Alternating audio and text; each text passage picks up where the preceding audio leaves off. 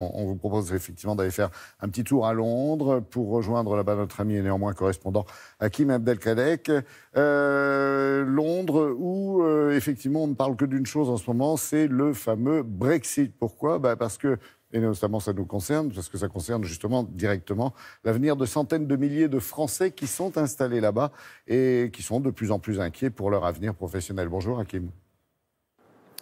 Oui, vous le savez, Londres est souvent surnommé le 21e arrondissement parisien ou la 6e ville de France. Il y a à peu près 300 000 Français qui vivent à Londres et beaucoup d'entre eux se posent des questions, ont du mal à se projeter dans l'avenir en cause évidemment le Brexit. Et c'est notamment le cas pour les jeunes start-upers français qui étaient arrivés massivement ces dernières années, attirés par l'énergie, par le dynamisme économique de Londres. Eh bien, ces jeunes start-upers vont-ils bientôt quitter la ville de Londres? C'est le reportage que je vous propose de regarder. Il a été préparé avec Anto Filippi. Au cœur de Londres, une start-up, comme il en existe des milliers ici, dans la capitale britannique. Léa, Katharina ont fait le meeting sur les influenceurs? 7 employés, tous étrangers, sous la direction de Marie Drago, fondatrice de Galiné. On a des trucs sur le savon qui sont sortis récemment qu'on peut ressortir? Une marque de cosmétiques qui utilise les bactéries de la peau pour la rendre plus belle. Une start-up en pleine croissance, mais dont les employés se sentent aujourd'hui menacés par le Brexit. Est-ce qu'on va pouvoir rester? Je suis citoyenne française et c'est pas très clair comment ça va s'organiser. Il y a une vraie inquiétude là-dessus, sur votre possibilité de rester en tant que Française à Londres? C'est une inquiétude sur le fait qu'on nous dit qu'il y a des garanties, mais que pour l'instant on voit rien du tout.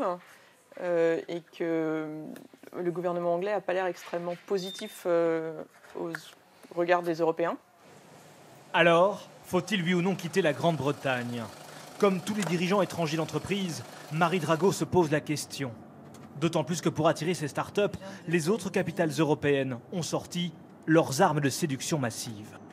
Vienne avait des propositions financières pour venir s'installer chez eux. Lisbonne, il y avait beaucoup d'accompagnement sur le marché portugais ou comment ouvrir une entreprise. On avait des conseillers à qui on pouvait poser des questions sur tout ce qu'on voulait. Et le plus intéressant pour l'instant, c'était Paris, qui a un programme spécifique qui s'appelle Paris & Co. Où moi, j'ai réussi à avoir un mois de formation avec eux, où on a été formés au code du travail français. Bonjour. Bonjour Marie. Au revoir. Pour l'heure, Marie reste fidèle à Londres et à ses clientes qui vendent ses produits. Des produits fabriqués en France qui coûteront trop cher si la Grande-Bretagne quitte définitivement le marché européen. Déjà, la livre par rapport à l'euro a baissé, donc du coup, les prix ont déjà augmenté. Mais si en plus on doit ajouter des taxes d'import en plus, c'est vrai que ça va devenir dur. L'an dernier, les départs d'Européens sont passés de 21 000 à 43 000, 95% d'augmentation. C'est ce que la presse appelle le Brexode.